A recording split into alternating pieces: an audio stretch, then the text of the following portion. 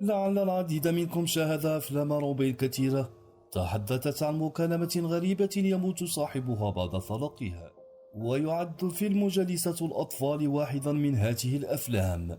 لكن هل كنت تعلم أن هذا الفيلم مبني على قصة حقيقية قد وقعت بالفعل؟ بطلتها طفلة صغيرة عمرها لا يتجاوز 13 ربيعا، قتلت وخنقت واغتصبت بأبشع الطرق. جانيت غريزمان ولدت في 21 من مارس سنة 1936 في ميسوري.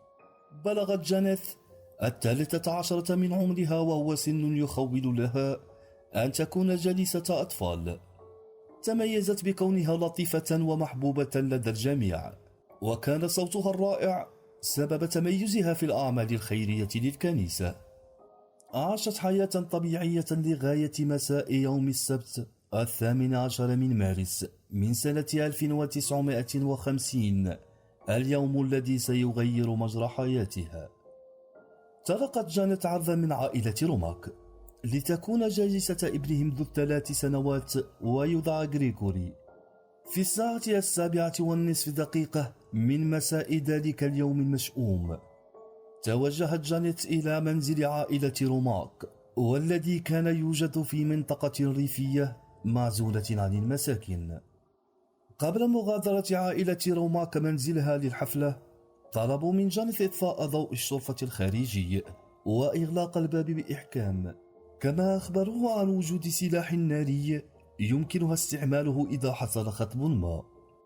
كل شيء في تلك الليلة كان يوحي أنها ليست ليلة عادية كباقي الليالي، فالجو كان باردا وشتويا ومظلما. إنها فعلا ليلة مخيفة، وخصوصا لجليسة أطفال صغيرة.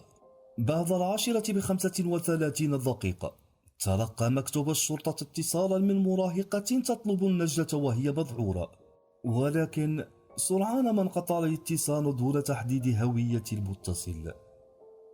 في الخمسينات لم يكن تحديد مكان المتصل كما هو عليه الحال الآن.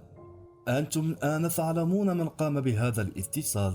نعم، إنها جانيت. في حدود الساعة 11 ليلا اتصلت زوجة روماك بالبيت لتطمئن على ابنها، لكن وجدت الهاتف لا يعمل، وقد عزت ذلك إلى وجود اضطرابات جوية بعدما تملكها قليل من الخوف والذعر. كانت الساعة تشير إلى 1 صباحا عندما عادت العائلة للمنزل، فتفاجأوا أن ضوء الشرفة الخارجي مضاء وأن الباب مفتوح، فتملكهم القلق لأنهم طلبوا من جانيت غلق الباب. حتى هذه المرحلة لم يفكروا بالأسوأ، لكن عند دخولهم المنزل شاهدوا مشهد رعب لا يطاق. جانيت جليسة الأطفال الصغيرة ملقاة وسط بركة من الدماء، وعنقها مربوط بسلك حديدي، وترتدي حذاء واحدا في رجلها. لقد تم اغتصاب الصغيرة وقتلها بوحشية. هرعت الأم لتفقد ابنها لتجده نائما في غرفته، بينما اتصل زوجها بالشرطة. ومع بدء التحقيقات في مسرح الجريمة، لاحظ المحققون بقع الدماء في كل مكان، ولاحظوا أيضا أن النافذة الخلفية مكسورة. قد يكون القاتل استعملها للخروج أو للدخول. تضاربت نظريات المحققين، جهة ترجح نظرية أن جانيت لا تعرف القاتل، وآخرين يرجحون معرفة جانيت لقاتلها لأن باب المنزل كان مفتوحا وضوء الشرفة مضاء.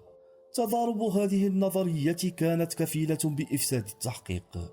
بالنسبة للكثيرين فإن فرضية أن جانيت كانت تعرف قاتلها كانت هي الأرجح.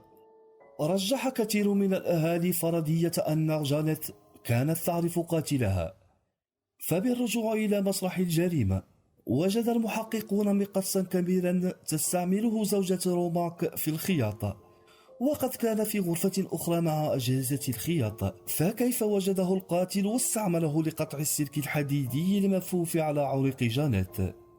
إذن فالقاتل يعرف جانيت لأنها فتحت له الباب، كما أنه أيضا يعرف منزل عائلة روماك. وما يرجح فرضية أن جانيت تعرف قاتلها. كانت عائلة روماك قد أخبرت جانيت بوجود سلاح ناري قريب منها، فلماذا لم تستعمله؟ وهذا سؤال يطرح نفسه.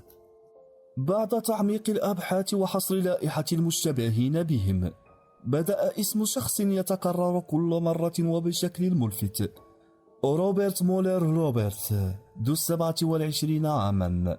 أكد الأهالي أن لديه نزعة جنسية مخيفة، بل وأكثر من ذلك، فإن روبرت يعرف جانيت.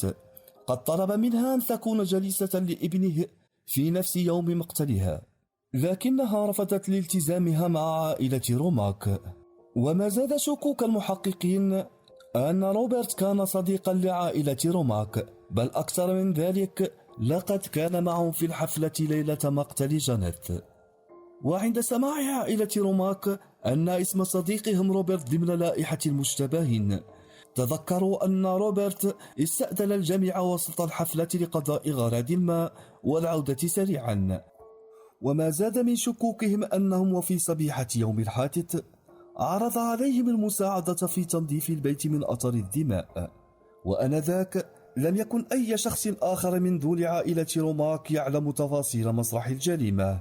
على الفور تم إخبار المحققين. بعد استجواب روبرت من طرف الشرطة، نفى كل التهم الموجهة إليه وأصر على براءته. مقابل ذلك طلبت الشرطة منه اختبار كشف الكذب، فوافق عليه وبدون تردد، وبطريقة أو أخرى تجاوز هذا الاختبار وبنجاح. بعد عدة ساعات من الاستنطاق، قررت الشرطة إخلاء سبيل روبرت، لكنهم رغم ذلك جمعوا ملف القضية ووضعوه بين يدي القاضي، الذي قام بدوره بجمع هيئة المحلفين لتدارس القضية. وبعد الاطلاع على نظرية القضية وعدم توفر أدلة قاطعة تدين روبرت، تم إخلاء سبيله والحكم عليه بالبراءة. لم يتوقف روبرت عند هذا، بل رفع دعوة قضائية ضد الشرطة، لكنه خسرها. توفي روبرت عن عمر يناهز 83 سنة، ولسان حاله يشكر آلة فحص الكذب التي أبعدت حبل المشنقة من حول عنقه.